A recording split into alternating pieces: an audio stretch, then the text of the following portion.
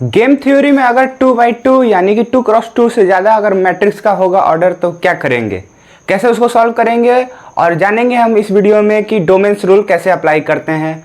Value of game को भी निकालना सीखेंगे और उसके स्ट्रेटेजी को भी देखेंगे। नॉर्मल क्वेश्चन में क्या होता है, 2x2 क्वेश्चन में हम लोग प्रोबेबिलिटी जो होता है वो P और Q मान लेते हैं, 2 मान लेते हैं और उसको सॉल्व कर देते हैं। लेकिन अगर 2 से ज़्यादा होगा तो क्या करेंगे उसको देखते हैं। चलिए बिना देरी के चलिए शुरू करते हैं। क्या है, बहुत आसान क्वेश्चन है, एग्जाम ओरिएंटेड है। एक देखिए, डोमेन्स प्रिंसिपल वाला और ग्राफिकल वाला, इन दोनों में से कोई एक ना एक निश्चित 5-10 मार्क्स वाले में कंफर्मली पूछता है, कभी कभार तो लॉन्ग क्वेश्चन आंसर में डायरेक्ट पूछता है। तो इसको देखेंगे, समझेंगे और एक बार लिख कर भी प्रैक्टिस करेंगे। तो क्या कहता है कि हम लोग इस क्वेश्चन में क्या लगाएंगे, डोमेन्स, प्रिंसिपल ऑफ डोमेन्स लगाएंगे। तो बात की बात है। सबसे पहले क्वेश्चन क्या है देख सकते हैं, इधर प्लेयर बी है, प्लेयर ए है, प्लेयर बी के 3 बंदे हैं और प्लेयर ए के 3 बंदे हैं, सबका वैल्यू दिया है। क्या कह रहे हैं, नॉर्मल जैसे हम लोग लगाते थे क्या करते थे, applying minimum max minimum principle. इसमें क्या होता है कि जो वैल्यू है ठीक उसको वैसे के वैसे ला देंगे। देखिए यहाँ पर दिख सकते हैं जितना है बच रहा है, यहाँ पर वैल्यू क्या है, मिनिमम प्रिंसिपल से इस वर्ड को अगर समझ लेंगे, लर्न कर लेंगे तो उससे आपको इजी हो जाएगा। यहाँ पर क्या है, मिनिमम और मैक्सिमम। पहले देखेंगे मिनिमम, स्टार्टिंग में आ रहा है मिनिमम तो ऊपर से लिखते जाते हो नीचे, तो याद रखना ऊपर लिखेंगे इधर मिनिमम, फिर लिखेंगे मिनिमम मैक्सिमम, तो यहाँ मिनिमम मैक्सिमम लिख दिए। ठीक है, ऐसे ही काम के लिए हम क्या करेंगे, मैक्सिमम बाद में आ रहा है मैक्सिमम तो मैक्सिमम लिख देंगे, फिर मैक्सिमम मिनिमम, यहाँ पर मैक्सिमम मिनिमम लिख दे रहे हैं।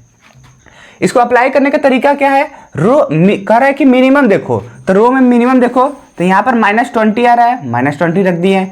फिर मिनिमम देखो तो यहाँ पर 25 आ रहा है, -25। यहाँ मिनिमम देखो इसमें से सबसे छोटा कौन है, -50 है तो -50 को लिख दिए। अब कहता है कि जो मिनिमम निकाले हो, यहाँ से मिनिमम निकाले हो उसका मैक्सिमम निकालो। तो इसमें से मैक्सिमम देखो, माइनस जो साइन होता है वो उल्टा काम करवाता है, तो -20 जो होता है वो मैक्सिमम बन जाएगा। -1 बड़ा कि -2 बड़ा, तो यहाँ पर कहते हैं -1 बड़ा। जो छोटा होता है नेगेटिव में वो हम लोग बड़ा मानते हैं, इसको हम लोग वी वेक्टर से डिनोट करते हैं। यहाँ पर मैक्सिमम देखो, इसमें मैक्सिमम कौन है, 20 है, -25 है तो 20 होगा, यहाँ पर 25, यहाँ पर 50। मैक्सिमम का मिनिमम वैल्यू निकालो, तो मैक्सिमम यहाँ पर 20, 25, 50 है तो यहाँ पर मिनिमम क्या होगा, 20। इसको हम लोग डिनोट करते हैं वी बार से। यहाँ से देख सकते हो कि जो यहाँ 20 है और यहाँ पर -20 है, ये दोनों बराबर नहीं है, तो हम लोग कह देंगे V vector is not equal to V bar. तो ये क्या हो जाएगा, एक मिक्स स्ट्रेटेजी हो जाएगा गेम का। अगर यही इक्वल हो जाता तो प्योर स्ट्रेटेजी हो जाता, तब तक ये सब लगाने की जरूरत नहीं पड़ता, डायरेक्ट आंसर आ जाता है। अब देखो यहाँ पर हम लोग यहाँ से मालूम कर ले कि मिक्स स्ट्रेटेजी गेम है। मिक्स स्ट्रेटेजी गेम निकालना जरूरी था क्योंकि हम लोग डोमेन्स रूल जो होता है वो हम लोग मिक्स स्ट्रेटेजी में लगा सकते हैं, प्योर स्ट्रेटेजी में नहीं लगा सकते हैं। डोमेन्स रूल का एक और मेन मुद्दा, मेन कह सकते हो मकसद क्या होता है, काम क्या होता है कि अगर ऑर्डर जो होगा वो 2x2 से ज़्यादा होगा, कुछ भी 2 यहाँ 2 से ज़्यादा होगा, यहाँ भी 2 से ज़्यादा होगा, तो वो डोमेन्स रूल क्या करता है, उसको 2x2 क्रॉस को लाने में मदद करता है। 2x2 क्रॉस ला देंगे, बोलते हैं using domains rule for the reducing पे ऑफ इनटू 2x2 मैट्रिक्स। जैसे बोला हूं वही काम अप्लाई करने का तरीका क्या है, डोमेन्स रूल हमेशा याद रखना। डोमेन्स रूल कैसे काम करता है, पहले रो फिर कॉलम। रूल बहुत आसान है, बस आपको यह याद रखना होगा, रो कॉलम। ठीक है, तो रो कॉलम देखो कैसे, इसमें अब देखो यहां पर आके इसमें देखो कहता है कि हम लोग डोमेन्स रूल को पहले रो में अप्लाई करेंगे। डोमेन्स रूल को रो में अप्लाई करेंगे तो यहां पर देख सकते हो रो वाले में क्या कॉन्सेप्ट था, मिनिमम कॉन्सेप्ट था। यहीं से ट्रिक होगा, मतलब ट्रिक कह सकते हो या याद करने का तरीका कर सकते हो। यहां पर मिनिमम लिखा है तो रो में हमेशा मिनिमम खोजेंगे। नहीं समझ में आया तो इसको करके देखेंगे तब समझ में आएगा। अब हम लोग को कोई भी 2 रो पकड़ लो, सबसे पहले इसको पकड़ लेते हैं और फिर इसको। देखो मिनिमम खोजना है यानी कि कम खोजना है, कोई एक रो जो हो वो दूसरे रो से छोटा हो जाए। तो यहाँ पर 20 -25 से छोटा है नहीं है, लेकिन ये छोटा है, ये छोटा है लेकिन ये तो छोटा है ही नहीं, तो ये वाला काम होगा ही नहीं। पूरा रो ही छोटा होना चाहिए दूसरे रो के एलिमेंट से।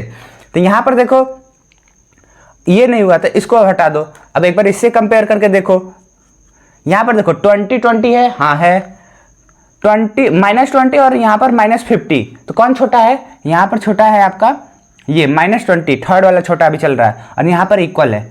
अगर छोटा हो या इक्वल हो तो वो वाला रो जो होता है उसको हम लोग एलिमिनेट कर देते हैं। तो यहाँ पर हमको मिल चुका है कि थर्ड रो जो है वो इक्वल है या छोटा है, तो ये थर्ड रो जो होगा वो एलिमिनेट हो जाएगा फर्स्ट रो के मदद से। तो यहाँ बोल देंगे, कुछ नहीं है, इंग्लिश बहुत इजी लैंग्वेज में है, आप अपने मन से भी बना के लिख सकते हो। एक बार पढ़ोगे समझ में आएगा तो यार ये तो इससे इजी लैंग्वेज हो ही नहीं सकता। Since all element of the third row are either smaller or equal, कहता है जो थर्ड रो के एलिमेंट है 20 -50 50 वो छोटे हैं या इक्वल है, इससे छोटे हैं या इक्वल है, हाँ ठीक है, to the element of the first row, किसके? पहले रो के एलिमेंट से। बात सही है? हाँ सही है। इसीलिए फर्स्ट रो जो होगा वो डोमेंस करेगा थर्ड रो को, यानी कि थर्ड रो जो होगा वो एलिमिनेट कर जाएगा। हम लोग को पे ऑफ मैट्रिक्स ये मिलेगा। इंग्लिश तो इंग्लिश वाला बात हो गया, आप समझने वाली बात देखते हैं। यहाँ पर देखो ये दोनों वैल्यू बराबर है और ये वाली वैल्यू छोटी है, तो ये वैल्यू छोटी और बराबर हो सकती है। तो जो छोटी और बराबर होगी उसको हम लोग रो को हटा देंगे और उसी को लिख देंगे कि पहले की मदद से थर्ड वाला जो रो है उसको एलिमिनेट कर दिए। कंडीशन क्या है? कंडीशन ये है, इसको देखना है बस, स्मॉलर और इक्वल रो के लिए, ठीक है। जब हम लोग थर्ड रो को एलिमिनेट कर देंगे तो बचेगा क्या? पहला रो और दूसरा रो, तो लिख देंगे प्लेयर ए बी 1 2 3, और यहाँ पर थर्ड रो तो हट ही गया, तो थर्ड की जगह अब वहाँ पर कुछ नहीं लिखेंगे। तो यहाँ 20 -20 50 और यहाँ पर -25 25 25 लिख दिए, ये काम हो गया। अब देखो यहाँ पर रो तो 2 बन गया लेकिन कॉलम 3 है, इसीलिए कैसे बोला था, डोमेन्स पहले रो लगता है फिर कॉलम लगेगा। सेम यही काम अब कॉलम के लिए, लेकिन शर्त यहाँ पर है, यहाँ से चीटिंग कर लो या देख लो कर लो, मैक्सिमम लिखा है। मैक्सिमम का मतलब होता है ज़्यादा, ज़्यादा का मतलब होता है यहाँ पर कह सकते हो रिलेट करने के लिए ग्रेटर। तो एक ऐसा कॉलम खोजो जो कि दूसरे कॉलम से क्या हो, ग्रेटर हो या इक्वल हो। अगर ग्रेटर और इक्वल दोनों में कंडीशन में से कोई एक कंडीशन या दोनों कंडीशन फुलफिल हो जाएगा तो वो वाला कॉलम को हम लोग एलिमिनेट कर देंगे या हटा देंगे। तो यहाँ से देखो, पहले हम लोग पहले कॉलम को पकड़ते हैं, दूसरे से एलिमिनेट देखते हैं। यहाँ पर देखो बड़ा है लेकिन ये छोटा हो गया, नहीं काम चलेगा। दूसरा इससे करके देखते हैं, ये देखो छोटा है, ये देखो बराबर है। इसका हम उल्टा भी सोच सकते हैं, यहाँ पर आ जाओ, ये देखो ये 50 जो है वो बड़ा है और ये इक्वल है। इसका मतलब जो थर्ड कॉलम होगा वो हम लोग का एलिमिनेट हो जाएगा। क्यों एलिमिनेट हुआ? क्योंकि थर्ड रो के एलिमेंट फर्स्ट रो के, सॉरी रो बोल रहा हूँ, कॉलम, थर्ड कॉलम के एलिमेंट जो होंगे वो फर्स्ट कॉलम के एलिमेंट से बड़े हैं या इक्वल है, इसीलिए थर्ड रो एलिमिनेट हो गया। बस इसको इंग्लिश में लिख दो जैसे इसको लिखे हो। Now applying the domains rule in column, column हम लोग अप्लाई किए। सिंस सारे एलिमेंट थर्ड रो के वो या तो बड़े हैं या तो इक्वल हैं, तो पहला कॉलम जो होगा वो थर्ड रो को एलिमिनेट कर देगा, सॉरी डोमेन्स कर देगा। डोमेन्स का मतलब ही होता है एलिमिनेट करना, तो थर्ड कॉलम जो होगा वो पूरा एलिमिनेट हो जाएगा और हम लोग पे ऑफ मैट्रिक्स कुछ इस तरीके से पाएंगे।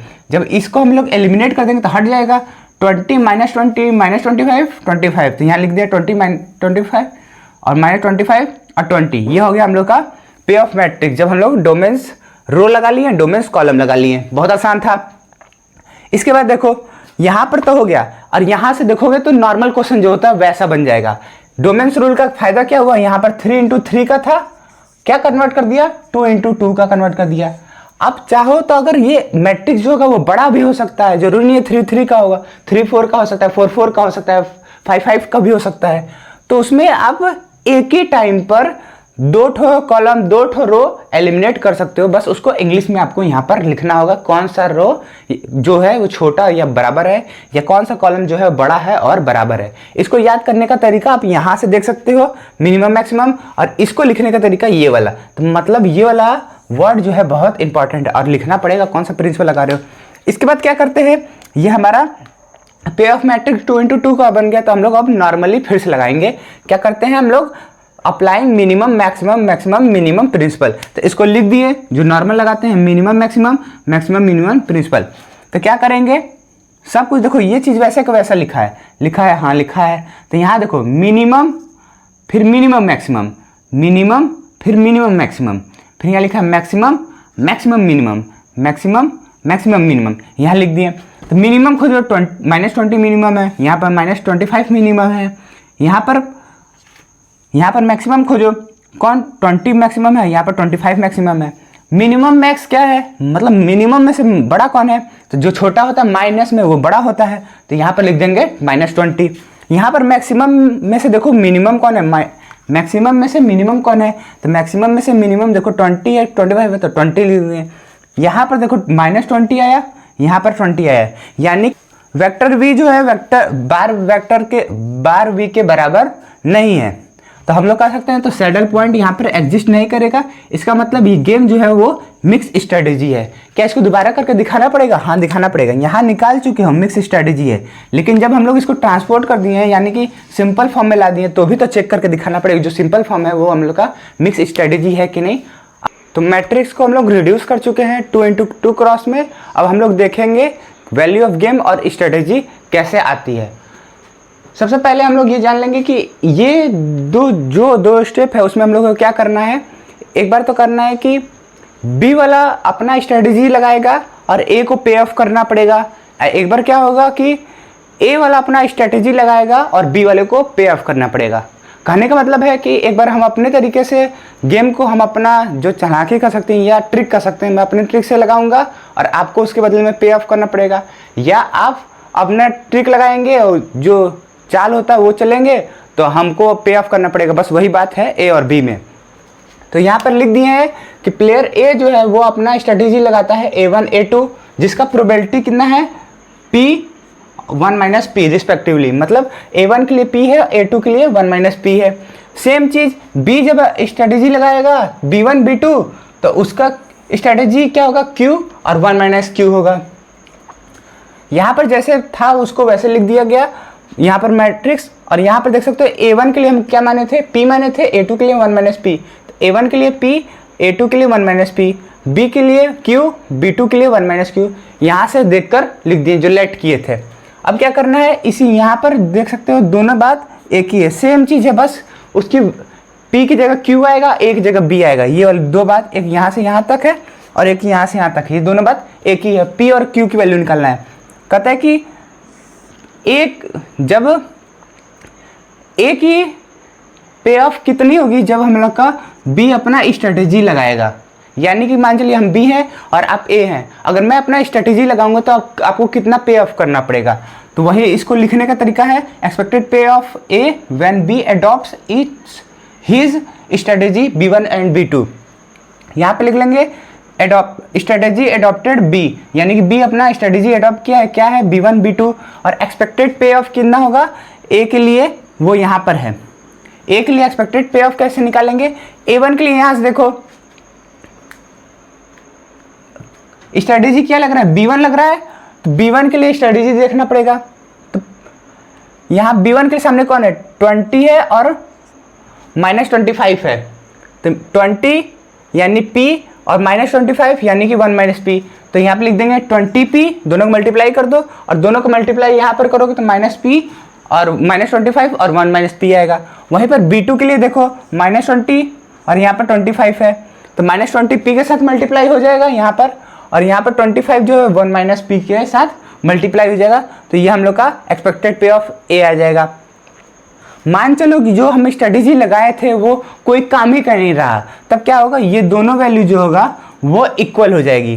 तो यहाँ पे लिख दिए A remain unaffected when by any strategy of B, यानी कि मैं अपना स्ट्रेटेजी लगाया था, मैं बी मान लो तुम ए मान लो, मैं अपना स्ट्रेटेजी लगाया था लेकिन आपके ऊपर कोई इफेक्ट ही नहीं पड़ा, तब क्या होगा, तो पे ऑफ कितना देना पड़ेगा, तब हम दोनों को इक्वल कर देते हैं। यहाँ पर देख सकते हो सारा टर्म पी पर रही है, तो सबको ब्रैकेट को ओपन करोगे, ब्रैकेट को ओपन करने के बाद पी को एक तरफ कर लोगे, इकट्ठा कर लोगे और पी की वैल्यू निकाल लोगे तो आएगा 5/9। और यहाँ पर 1 माइनस पी की वैल्यू आ जाएगी 1/9, क्योंकि पी की वैल्यू मालूम चल गई, यहाँ पुट कर लोगे। क्यों हम लोग निकालें, क्योंकि यहाँ पर पी और 1 माइनस पी प्रोबेबिलिटी था। ठीक सेम चीज़ करके हम लोग क्यू और 1 माइनस क्यू को भी निकालेंगे, बहुत आसान है। Expected payoff B when A adopt अपना A1 A2 स्ट्रेटेजी। अब हमको मान लिया हम बी थे, तो बी स्ट्रेटेजी कितना देंगे, जब आप अपना स्ट्रेटेजी A1 A2 लगाएंगे तब। तो यहाँ बोल देंगे कि आप अपना स्ट्रेटेजी लगा रहे हैं, यानी कि ए अपना स्ट्रेटेजी लगा रहा है क्या, A1 A2, तो बी का कितना एक्सपेक्टेड पे ऑफ होगा। तो पहला स्ट्रेटेजी A1 है, तो A1 के सामने देखो कौन कौन है। A1 के सामने देखोगे तो यहाँ पर है 20 और यहाँ पर है -20, तो 20 आ जाएगा क्यू के साथ, -20 आ जाएगा -20 आ जाएगा 1 माइनस क्यू के साथ, तो 20 क्यू और -20 1 माइनस क्यू के साथ आ गया। वही चीज़ अब हम लोग A2 के लिए देखेंगे। A2 में क्या है, यहाँ पर -25 है, यहाँ 25 है, -25 क्यू के साथ मल्टीप्लाई हो जाएगा, 25 जो होगा वो 1 माइनस क्यू के साथ मल्टीप्लाई हो जाएगा और बीच में प्लस आ जाएगा। ये हो गया। अगर कहेगा कि जो ए का स्ट्रेटेजी लगाया था वो स्ट्रेटेजी कोई काम ही का नहीं रहा, तब क्या होगा, ये दोनों की वैल्यू हो जाएगी इक्वल। दोनों की वैल्यू इक्वल होगी तो उसको इंग्लिश में भी लिख कर दिखाना पड़ेगा। बी रिमेन्स अनइफेक्टेड, जब ए जो है अपना स्ट्रेटेजी एडॉप्ट करता है तब दोनों वैल्यू इक्वल हो जाएगा। तो दोनों को इक्वल लिख दिए हैं, ब्रैकेट को ओपन कर लेंगे, ओपन करने के बाद क्यू को एक साइड करेंगे तो हम लोग की वैल्यू हाफ आ जाएगी, यानी कि क्यू की वैल्यू हम लोग की कितनी है, 1/2 है। और 1 माइनस क्यू की वैल्यू कितना आ जाएगा, 1 माइनस क्यू की वैल्यू हाफ है, यहाँ से एलसीएम लोगे तो 2 - 1/2 इक्वल टू 1/2, यानी कि 1 माइनस क्यू की वैल्यू भी हाफ आ रही है। यहाँ से निकाल लिए, क्या चीज़ निकाल लिए, क्यू और 1 माइनस क्यू की वैल्यू निकाल लिए। इसको करने के बाद ये चीज़ जो है दोनों से में बहुत कठिन नहीं है, 1-2 बार लिखोगे तो हो जाएगा। यहाँ पर वैल्यू ऑफ गेम मेन जो क्वेश्चन पूछा था उसको बताएंगे। यहाँ से आप एक इक्वेशन यहाँ पर है, दूसरा यहाँ है, तीसरा यहाँ है और चौथा यहाँ पर है। इस चारों इक्वेशन में कोई एक इक्वेशन पढ़ लीजिए। जैसे यहाँ देख सकते हो एक इक्वेशन इधर बनेगा, दूसरा यहाँ, तीसरा यहाँ, चौथा यहाँ। चारों इक्वेशन में कोई एक इक्वेशन पढ़ लीजिए। जो भी इक्वेशन लेंगे, मान चलिए पी वाला लेंगे तो पी की वैल्यू रखिएगा, अगर क्यू का इक्वेशन लेंगे तो क्यू की वैल्यू रखिएगा। तो हम पी की वैल्यू रख लेते हैं, तो वैल्यू ऑफ गेम जो होगा वो बराबर होगा, यहाँ से देख के लिख लीजिए 20p माइनस 25 1 माइनस पी। और हम लोग को पी की वैल्यू मालूम है और 1 माइनस क्यू की वैल्यू मालूम है, दोनों को पुट किए सॉल्व किए तो आया 0, यानी कि वैल्यू ऑफ गेम कितना आ रहा है यहाँ पर 0। मिक्स स्ट्रेटेजी ऑफ प्लेयर ए की मिक्स स्ट्रेटेजी क्या है, यहाँ पर देख सकते हो ए के सामने क्या है, पी है, और यहाँ A2 के सामने क्या है 1 माइनस पी, यानी कि पी की वैल्यू हाफ है और 4/9 है, हाफ सॉरी नहीं 5/9 है, 4/9 है। तो ए के लिए क्या आ गया 5/9 और 4/9। सेम चीज़ मिक्स स्ट्रेटेजी प्लेयर बी के लिए, प्लेयर बी के लिए क्या होगा, यहाँ से हम लोग वैल्यू निकाल लेते हैं हाफ और हाफ, जो कि यहाँ पर लिखा हुआ है, तो यहाँ पर लिख दिया हाफ और हाफ। ये चीज़ पूछता है, लेकिन इसके जगह दूसरा एक वर्ड लगा देता है ऑप्टिमल मिक्स स्ट्रेटेजी भी पूछ लेता है। यहाँ पर बस दूसरा ये वाला वर्ड को यूज कर लेता है, ऑप्टिमल मिक्स स्ट्रेटेजी बताइए, तो भी आंसर यही रहेगा। तो इस वीडियो में हम लोग क्या सीखे, हम लोग सीखे कि डोमेन्स रूल कैसे अप्लाई करते हैं। सीखने का बहुत आसान तरीका, स्टार्टिंग वाला पॉइंट बस 2 चीज़ जो है वो आपको याद रखना है। वो याद रखना है क्या, जब हम लोग यहाँ पर 2 से ज़्यादा मैट्रिक्स रहता है तो उसको हम लोग 2x2 मैट्रिक्स में बनाने के लिए हम लोग डोमेन्स रूल का यूज़ करते हैं। डोमेन्स रूल में सबसे पहले हम लोग का रो लगता है, फिर लगता है कॉलम। इधर क्या था, हम लोग का मिनिमम था और इधर था मैक्सिमम। तो सबसे पहले मिनिमम लिखते हो तो रो में हम लोग क्या खोजते थे, मिनिमम, और इधर बाद में क्या आता था मैक्सिमम, तो कॉलम क्या खोजते थे, मैक्सिमम खोजते थे। यानी कि इससे करके हम लोग अपना जो हम लोग डोमेन्स रूल है उसको लगा लेते थे और यहाँ से एलिमिनेट कर देते थे। मिनिमम का रो का मिनिमम आया, मिनिमम की वैल्यू क्या होगा, स्मॉलर या इक्वल, देन स्मॉलर या इक्वल। और यहाँ पर मैक्सिमम की क्या वैल्यू था, ग्रेटर या इक्वल। इन दोनों में से कोई एक था, तो हम लोग इसमें से रो को क्या एलिमिनेट कर देते थे, इसमें हम लोग कॉलम को एलिमिनेट कर देते थे। तो आज हम लोग डोमेन्स रूल सीखे, बहुत ज़्यादा इंपॉर्टेंट है। अगली वीडियो आपको ग्राफिकल की मिलेगी, वो भी इंपॉर्टेंट। इन दोनों में से जरूर से कोई एक क्वेश्चन आता है अच्छे मार्क्स में। तो मिलते हैं अगली वीडियो में, फिलहाल के लिए इतना ही। जय हिंद।